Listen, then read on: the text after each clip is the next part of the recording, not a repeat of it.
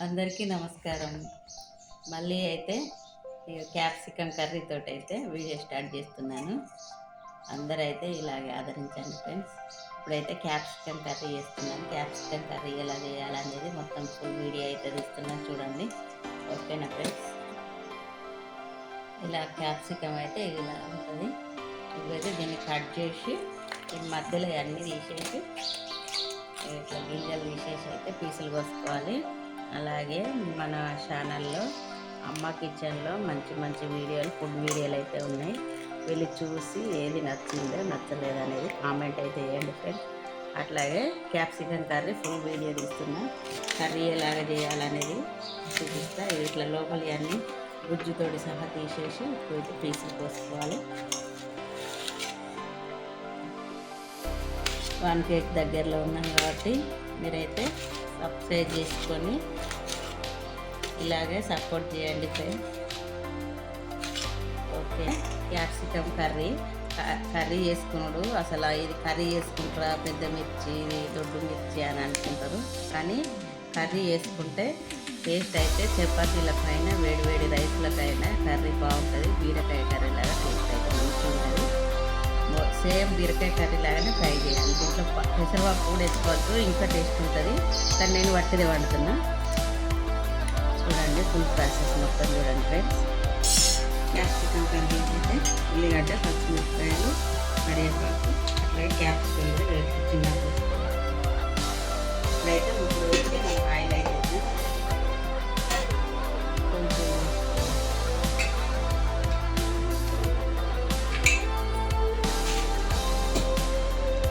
Oil వేడైన తర్వాత ఆవాలు, జీలకర్ర తీసుకోవాలి. ఆవాలు, కొంచెం జీలకర్ర, అలాగే 4-5 మెంతులు.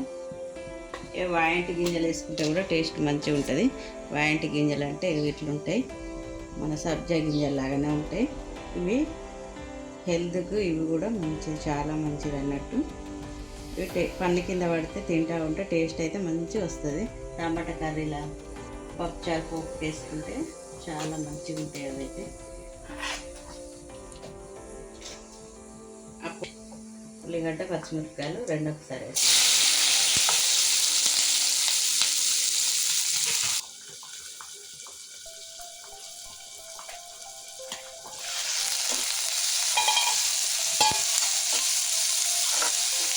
ఇలా కొంచెం ఫ్రై అయిన తర్వాత కొద్దిగా ఉప్పు వేసుకుని మంచిగా గోల్ చేయాలి.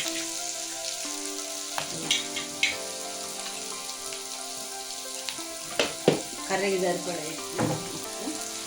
పప్పు ఉంటే మళ్ళీ తర్వాత ఇప్పుడైతే ఇంకా కొంచెం ఫ్రై కానియాలి.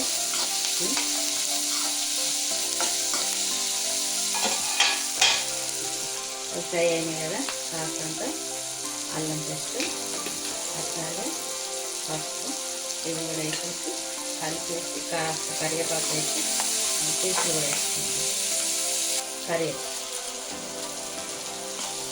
ఇది పచ్చి ఉండగానే కడిగి కాస్త ఆరబెట్టి ఫ్రిడ్జ్లో పెడితే ఇట్లా ఎన్ని రోజులైనా కొత్తగానే ఉంటుంది. కరివేపాకు అయితే ఇట్లా అన్ని గోలినాయి కదా, ఈ పీసులు వేసుకున్నాం. క్యాప్సికమ్ పీసులు ఇవైతే మంచిగా ఫ్రై చేసి మూత పెట్టి మగ్గనియాలి. కలిపేసుకుంటాం. ఈజీగా అయ్యే కర్రీ అయితే క్యాప్సికమ్ కర్రీ. కొంచెం ఈజీగా క్యాప్సికమ్ కర్రీ ఇంట్లో పెద్ద ప్రాసెస్ అనేది ఉంటుంది. ఫ్రై చేసుకుని అంతే. ఇవంతా గోలిన తర్వాత పల్లి పొడి కట్టేసుకుంటే ఫ్రై పచ్చాలకు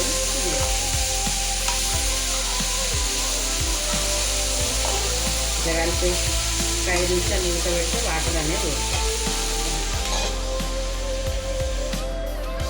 కర్రీ అయితే దాంట్లోనే వాటర్ వస్తాయి కాబట్టి ఆ వాటర్ తోటి ఇట్లా ఉడికేదాకా నుంచి మొత్తం అంతా దాంట్లో ఎసరు ఇంకిపోయేదాకా ఉంచాలి.